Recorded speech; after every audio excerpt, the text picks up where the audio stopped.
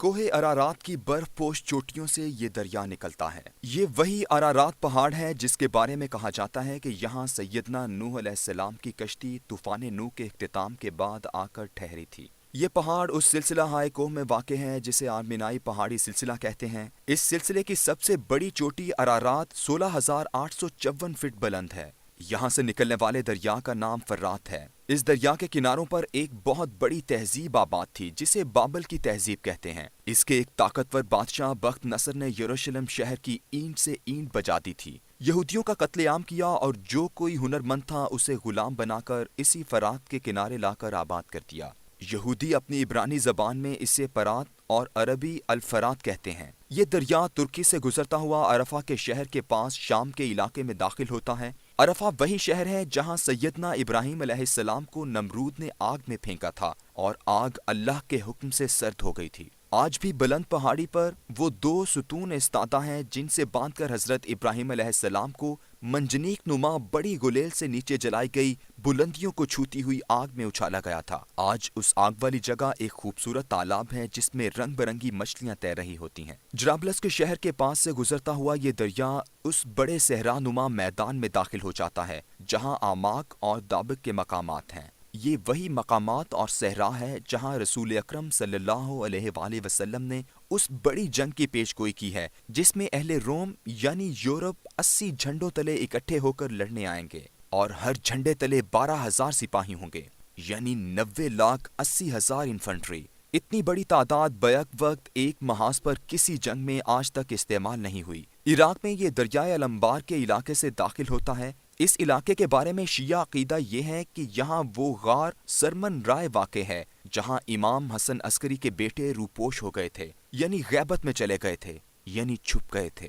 انہیں عمر خضر عطا کی گئی ہے اور وہ آخری زمانے میں ظہور کریں گے۔ اسی دریا کے کنارے کربلا کا میدان ہے جہاں نواسہ رسول سیدنا امام حسین رضی اللہ تعالیٰ عنہ کی المناک شہادت ہوئی تھی۔ قرب و جوار میں حضرت علی رضی اللہ تعالیٰ عنہ کا نجف ہے۔ یہ دریا اپنے ہم رکاب ذرا فاصلے پر بہنے والے دریائے دجلہ کے ساتھ ساتھ بہتا ہوا آپس میں مل کر شط العرب کے مقام پر خلیج فارس میں ڈوب جاتا ہے۔ سیدنا ابراہیم علیہ السلام سے لے کر آج تک یہ دریا لاتعداد اہم واقعات کا شاہد ہے۔ انہی دونوں دریاؤں کے درمیان دنیا کی قدیم ترین تہذیب میسوپوٹیمیا آباد تھی جو 3,000 سال قبل مسیح سے بھی پرانی ہے۔ اسی دریا کے کنارے حضرت ابراہیم علیہ السلام نے اپنا سفر شروع کیا۔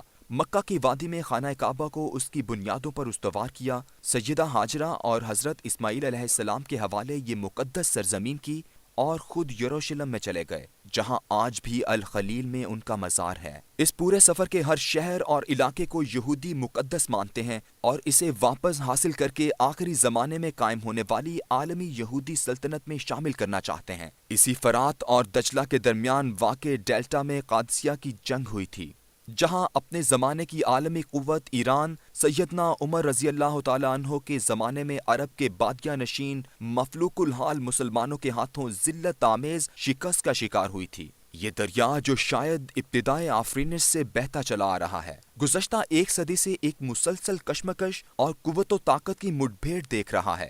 یہ کشمکش اس وقت شروع ہوئی جب اس کے کناروں پر موجود میدانوں اور صحراؤں میں تیل دریافت ہوا۔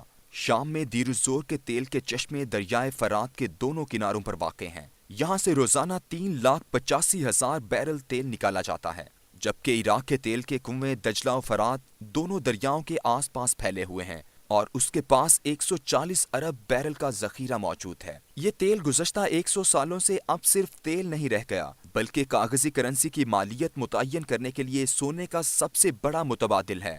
گویا یہ آج کے دور میں وہی حیثیت رکھتا ہے جو رسول اکرم صلی اللہ علیہ وآلہ وسلم کے زمانے میں سونے کی حیثیت تھی۔ اسی سونے کی تشبیہ دیتے ہوئے رسول اکرم صلی اللہ علیہ وآلہ وسلم نے فرات کے کناروں کا ذکر کیا ہے۔ آپ صلی اللہ علیہ وآلہ وسلم نے فرمایا، ان قریب دریائے فرات سے سونے کا پہاڑ نمودار ہوگا۔ جب لوگ اس کے بارے میں سنیں گے تو اس کی طرف چل پڑیں گے اور جو پہاڑ کے پاس ہوں گے وہ کہیں گے کہ اگر ہم نے اسے چھوڑ دیا تو دوسرے لوگ اسے لے آئیں گے۔ آپ صلی اللہ علیہ وآلہ وسلم نے فرمایا، پھر اس خزانے کو حاصل کرنے کے لیے لوگ لڑیں گے اور 100 میں سے 99 قتل ہو جائیں گے۔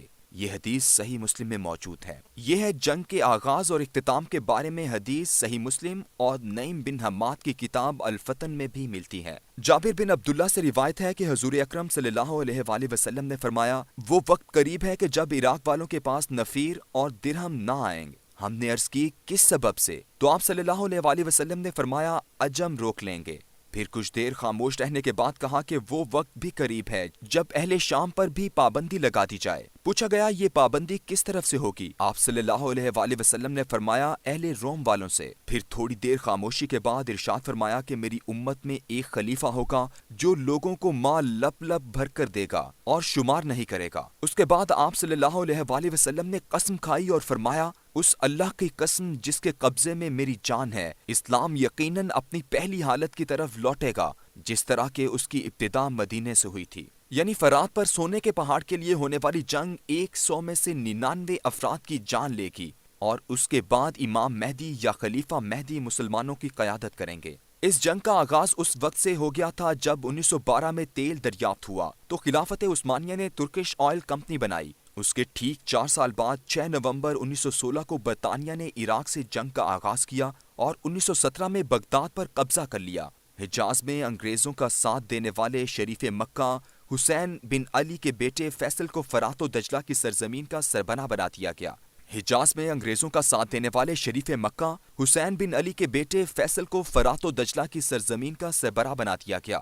1932 میں عراق کو آزاد کیا گیا تو 3 سال بعد 1935 میں فرات کے کنارے ایک بہت بڑی شیعہ سنی لڑائی شروع ہو گئی جو 1 سال چلتی رہی اور ہزاروں انسانوں کی جانیں لے گئی۔ دوسری جنگ عظیم شروع ہوئی تو ایک عرب قوم پرست رشید علی اکلانی نے جرمنی کی مدد سے بغاوت کر دی اور عراق پر قبضہ کر لیا۔ اسی وجہ سے برطانیہ نے عراق پر حملہ کیا۔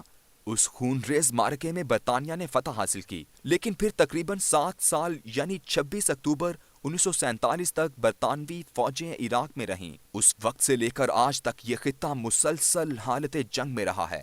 بیرونی حملہ آور نہ بھی تھے تو آپس میں کبھی شیعہ سنی معرکے اور کبھی قوم پرست عرب یا دیگر کرد قوم پرست حکومت سے الجھتے رہے اور فرات کے کنارے انسانوں کا خون بہتا رہا۔ اسرائیل کے ساتھ بھی 2 جنگیں ہوئیں، 1948 میں اور دوسری 1967 میں۔ دونوں جنگوں میں دریائے فرات پر آباد لوگوں نے ذلت آمیز شکست کھائی۔ 1980 سے 1988 تک چلنے والی ایران عراق جنگ 10 لاکھ انسانوں کا نذرانہ لے گئی۔